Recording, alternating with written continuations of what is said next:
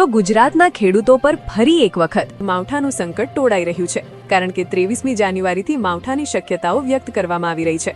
અત્યારે હાલ તો મિત્રો ગુજરાતમાં કડકડતી ઠંડી પડી રહી છે, પરંતુ આગામી દિવસોની અંદર ગુજરાતમાં માવઠું વરસે તેવા એંધાણ દેખાઈ રહ્યા છે। આ આગાહી હવામાન વિભાગ દ્વારા કરવામાં આવી રહી છે। તો હવે આગામી દિવસોની અંદર આ માવઠું કયા વિસ્તારોમાં જોવા મળવાનું છે અને સાથે હવામાન નિષ્ણાત અંબાલાલ પટેલે પણ ગુજરાતના હવામાન અંગે શું આગાહીઓ વ્યક્ત કરી છે તેના વિશે અપડેટ મેળવવાના છીએ। તો આજનો વિડીયો અંત સુધી જોતા રહેજો અને ચેનલમાં નવા હો તો ખાસ કરીને વિડીયોને લાઇક કરી ચેનલને સબસ્ક્રાઇબ કરી દેજો, જેથી મિત્રો તમને હવામાનને લગતા સમાચાર અમારા યુટ્યુબ ચેનલના માધ્યમથી મળી જાય। હાલ રાજ્યમાં ઠંડીના પ્રકોપ વચ્ચે ખેડૂતની ચિંતા વધારતા સમાચાર સામે આવ્યા છે।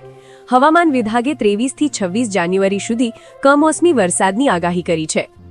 દેશભરમાં હાલ શિયાળાના કારણે પ્રમાણમાં સારી ઠંડી પડી રહી છે, પરંતુ એક બાદ એક સર્જાઈ રહેલી સિસ્ટમના કારણે ગુજરાતના વાતાવરણમાં પલટો આવે એવી શક્યતા છે। 2 થી વધુ સિસ્ટમ આકાર લઈ રહી છે। હાલ એક વેસ્ટર્ન ડિસ્ટર્બન્સ સર્જાયું છે, જે ઉત્તર ભારતને વધુ અસર કરશે। 19 જાન્યુઆરીએ વધુ એક નવી સિસ્ટમ સર્જાશે, ઉપરાંત એક અન્ય મજબૂત સિસ્ટમ આવશે, જે અફઘાનિસ્તાન, ઈરાન, પાકિસ્તાનથી લઈને ભારત તરફ તેની અસર થશે।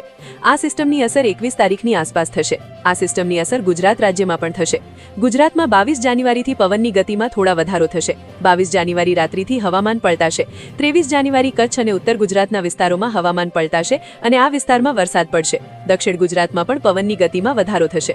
હાલ ગુજરાતમાં 10 થી 12 કિલોમીટર પ્રતિ કલાકની ઝડપે પવન ફૂંકાઈ રહ્યું છે। ખાસ કરીને આ સિસ્ટમ 24 જાન્યુઆરીની આસપાસ આખા ગુજરાતને આવરી લેશે અને આખા ગુજરાતમાં હવામાનમાં પલટો જોવા મળશે।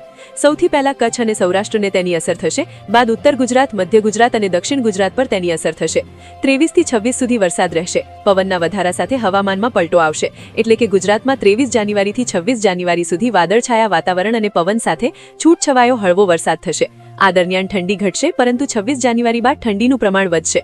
બાકી મિત્રો, તમારા વિસ્તારોની અંદર વાતાવરણ કેવું છે કોમેન્ટમાં જણાવજો, અને તમે અમારો વિડીયો કયા ગામ અને કયા શહેરથી જોઈ રહ્યા છો એ પણ કોમેન્ટ કરીને જણાવજો। ગુજરાતમાં હાલ શિયાળો પૂરજોશમાં જામ્યો છે। ખાસ કરીને સૌરાષ્ટ્ર કચ્છમાં હાડ થીજાવતી ઠંડી પડી રહી છે। ગુજરાતના આ બંને ઝોનમાં કોલ્ડ વેવ જેવી સ્થિતિ જોવા મળી રહી છે। ખાસ કરીને રાજકોટ અને અમરેલીમાં વધુ ઠંડી પડી રહી છે। રાજકોટ અને અમરેલીમાં છેલ્લા કેટલાક દિવસમાં તાપમાનનો પારો 10 ડિગ્રીથી પણ નીચે ગયો છે। ઉત્તર ગુજરાતમાં પણ શિયાળાએ જમાવટ કરી છે। ઉત્તર ગુજરાતના મોટાભાગના જિલ્લામાં સારી ઠંડી પડી રહી છે। જો કે વેસ્ટર્ન ડિસ્ટર્બન્સની અસરના કારણે હવે ઠંડીથી રાહત મળી શકે છે। ઠંડા પવનો પણ આવતા આ સમયગાળામાં બંધ થશે અને તાપમાનમાં 2 થી 3 ડિગ્રી જેટલો વધારો થશે। આ સ્થિતિ પણ લાંબો સમય નહીં રહે। વેસ્ટર્ન ડિસ્ટર્બન્સની અસર ઓછી થતાં 26 જાન્યુઆરી બાદ ફરી તાપમાનનો પારો ગગડશે અને ઠંડીનું પ્રમાણ ફરી વધે તેવું અનુમાન હવામાન વિભાગે કર્યો છે। તો મિત્રો, હવે હવામાન નિષ્ણાત અંબાલાલ પટેલની આગાહી પણ જાણીશું, જેમાં હવામાન નિષ્ણાત અંબાલાલ પટેલે ગુજરાતમાં હવામાનમાં પલટાની આગાહી કરી છે। 22 થી 26 જાન્યુઆરી વચ્ચે સિઝનનું પ્રથમ સ્ટ્રોંગ વેસ્ટર્ન ડિસ્ટર્બન્સ આવવાની શક્યતા છે, જેની અસરને કારણે દેશના ઉત્તરીય પ્રદેશો, પંજાબ, હરિયાણા, રાજસ્થાન અને અન્ય રાજ્યોમાં ગાજવીજ સાથે વરસાદ થવાની શક્યતા રહેશે, તો કેટલાક ભાગમાં કરા પડવાની શક્યતા રહેશે। આની અસર ઉત્તર ગુજરાતના ભાગો અને ગુજરાતના અન્ય ભાગો અને કચ્છના ભાગો અને સૌરાષ્ટ્રના કેટલાક ભાગોમાં અસર શક્યતા રહેશે। તારીખ 22 થી 28 જાન્યુઆરીના હવામાનમાં પલટો આવી શકે છે। અંબાલાલે કહ્યું છે કે ઉત્તર ભારતના પર્વતીય પ્રદેશોમાં હિમવર્ષાના કારણે જાન્યુઆરીમાં ઠંડીને વેગ મળશે। આ સાથે તેમણે ફેબ્રુઆરીમાં પણ ઠંડીનો ચમકારો અનુભવાશે તેવી સંભાવનાઓ વ્યક્ત કરી છે। જે અંગે અંબાલાલ પટેલ જણાવે છે કે ફેબ્રુઆરીમાં ઉત્તર ગુજરાતના બનાસકાંઠા, સાબરકાંઠા, મહેસાણા સહિત પંચમહાલ અને સૌરાષ્ટ્રના ભાગોમાં ઠંડીનું પ્રમાણ વધશે। આ સાથે હળવા ધુમ્મસની ચાદરો પણ જોવા મળી શકે છે, જેના કારણે ફેબ્રુઆરીમાં બેવડી ઋતુનો અનુભવ થશે। હવામાન વિભાગની આજની આગાહી જોઈએ તો ગુજરાતમાં હાલ પૂર્વથી દક્ષિણ પૂર્વ તરફના પવનો ફૂંકાઈ રહ્યા છે। સૌરાષ્ટ્ર, કચ્છ સહિત ગુજરાતમાં દીવ, દમણ અને દાદરાનગર હવેલીમાં હવામાન શુષ્ક રહ્યું હતું। ઉત્તર ગુજરાત પ્રદેશ અને સૌરાષ્ટ્રના કેટલાક ભાગોમાં લઘુત્તમ તાપમાનમાં નોંધપાત્ર વધારો થયો હતો।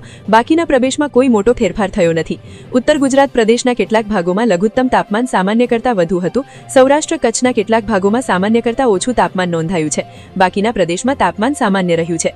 આગામી 24 કલાક દરમિયાન લઘુત્તમ તાપમાનમાં 2 થી 3 ડિગ્રી સેલ્સિયસ જેટલો વધારો નોંધાઈ શકે છે। ત્યારબાદ કોઈ મોટો ફેરફાર થવાની શક્યતા નથી।